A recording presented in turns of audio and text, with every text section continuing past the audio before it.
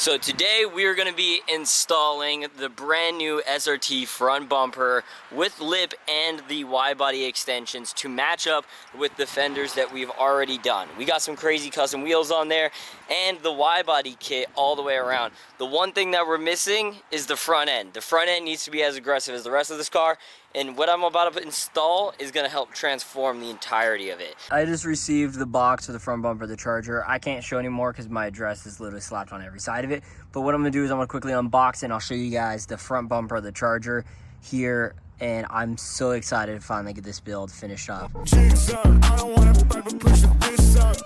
The very first step before we put all these parts onto the car is going to be taking off the old one. So time to take off the old front bumper that's cracked and replace it with this amazing one. And then we'll start doing the lip and the Y-body pieces. To be able to take off the old front end, it's a couple of screws back here and then clips that line up over here. So we're going to undo all the clips and the bolt, and then I'll start taking off and I'll show you guys what the inside of the crash structure looks like once we get there.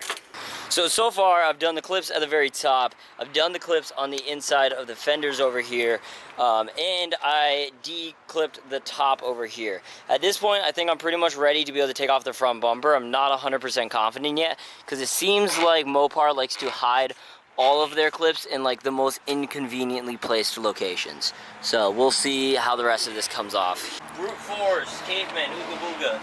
Okay, so the front bumper is finally off. There's 3 bolts that hold on the front bumper, and there's one here, and one there. This middle one, if you guys have ever tried to take off a front bumper, is next to impossible. So we are not going to reinstall that middle one. We're just going to do the top one and the bottom one instead. I know it might not be as secure, but it has to be way more secure than a half cracked in, half bolted in front bumper. So we're going to throw on the new front bumper as a quick test fitment and see the difference of the look. I'm excited to see how aggressive this front end's gonna be.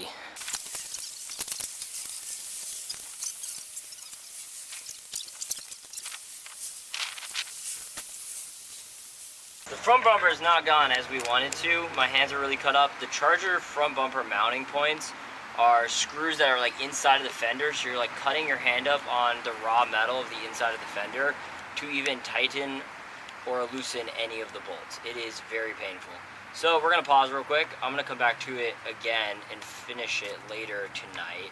But today, what we're gonna do real quick is I'm gonna mount up this. It has 3M tape, I think, just for helping the placement of the front lip. Hold it up while you put the screws in. And then you're putting in proper screws afterwards. So, can you help line up that front? Yeah, that's it. How does that feel? That's it. That feels good? Yeah. Cool. I'm perfect on this side. Yeah, I'm good on this side. Bet. And then I'm gonna grab my screws, we're gonna lay them out, and I'm gonna do this front lip piece at least. Should we jack up the car? We should. Yeah.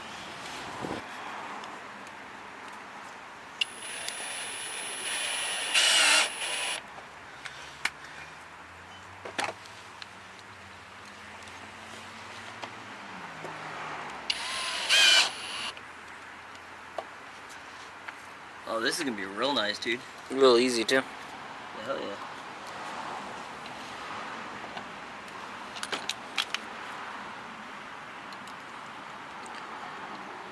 Try to rapid fire them if you can. Still want to make sure I'm doing it quality.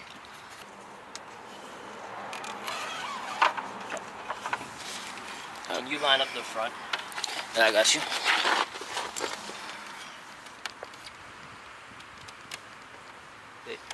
There. A little further up. A little further out.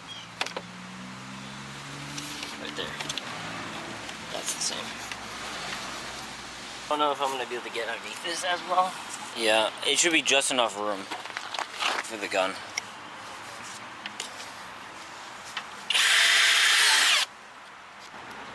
In the winter, this is low-key going to be a snowplow. Yeah, I think you're going to break a couple of these. Don't even say that, bro.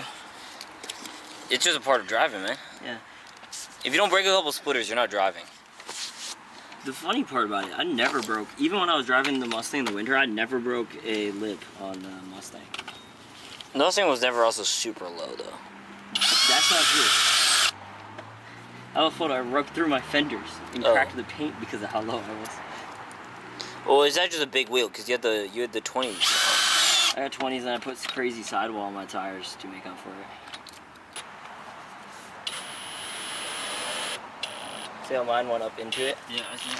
Now you do the same thing with your drill on the back I put it on the one that goes up into the other piece? Yeah. It helps attach the two. Alright.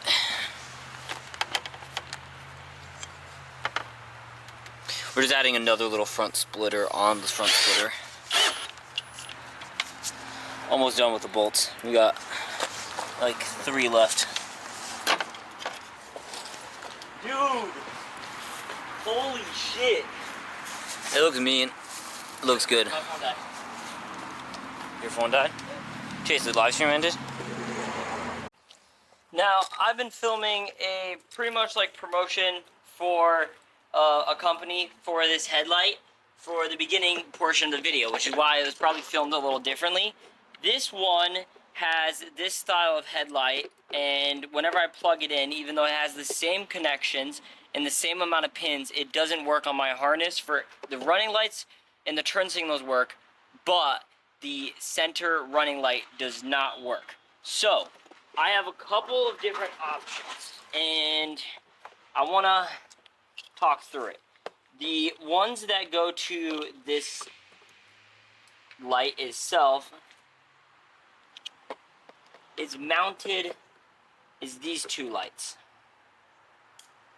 Now, I'm thinking about instead, I don't know which one is which, but I'm thinking about instead cutting off this clip, removing this, and pretty much making it so that I am transforming this harness that originally is it into a...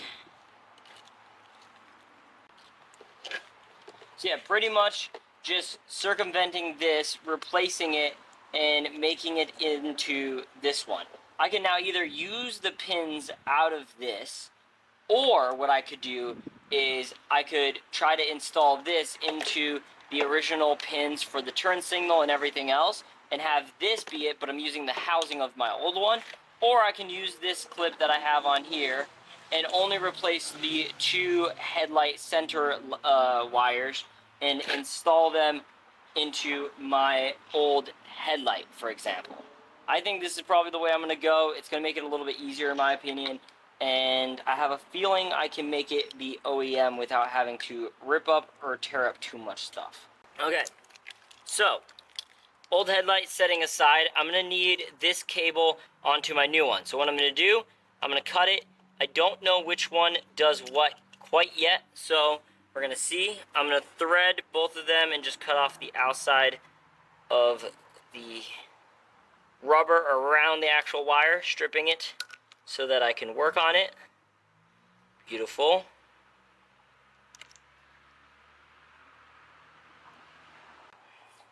Now what I'm going to do is I'm going to put 2 splices onto these 2 wires.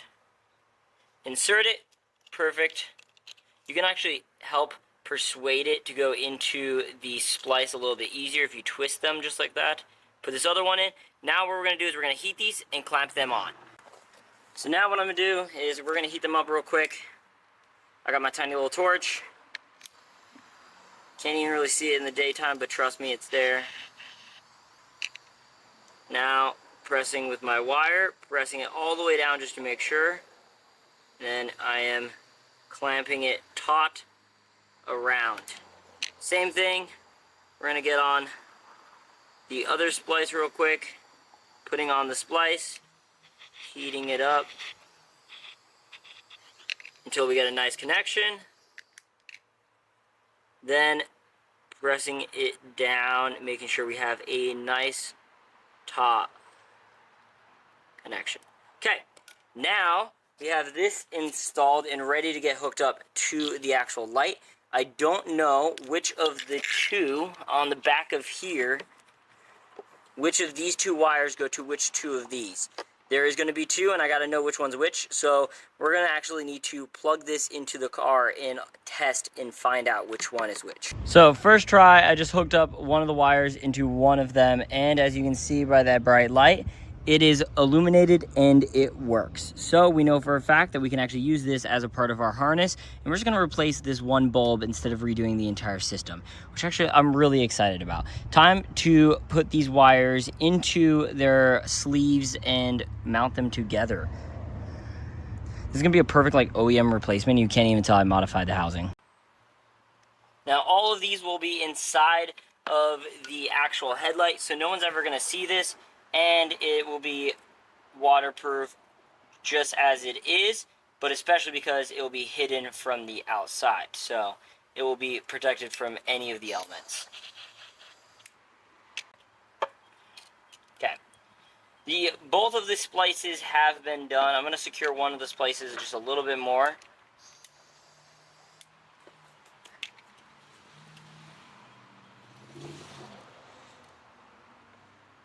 Okay.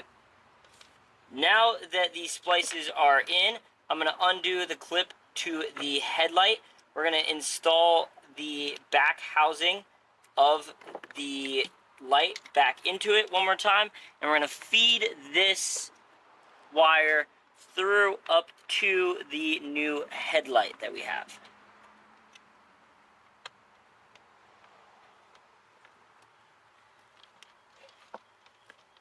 So now that we have our new headlight wires, what I'm going to do is I'm going to clip this in.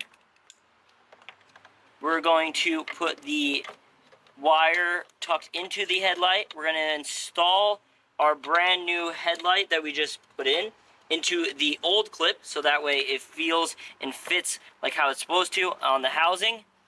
And then all we got to do is plug in this cover, twist it on, and cover up the back cover one last final time. And then we just got to reinstall the headlight, and it works. Okay, the headlight is now installed. I'd be lying to say I didn't have to install a new bulb. I do want to test it now that it's on the car that it works. As you can see, our bulb is fully installed and is working. That is so cool. Time to now just retwist on the 4 T30 bolts that hold up the headlight. And now we can put on the front bumper and it'll actually fit.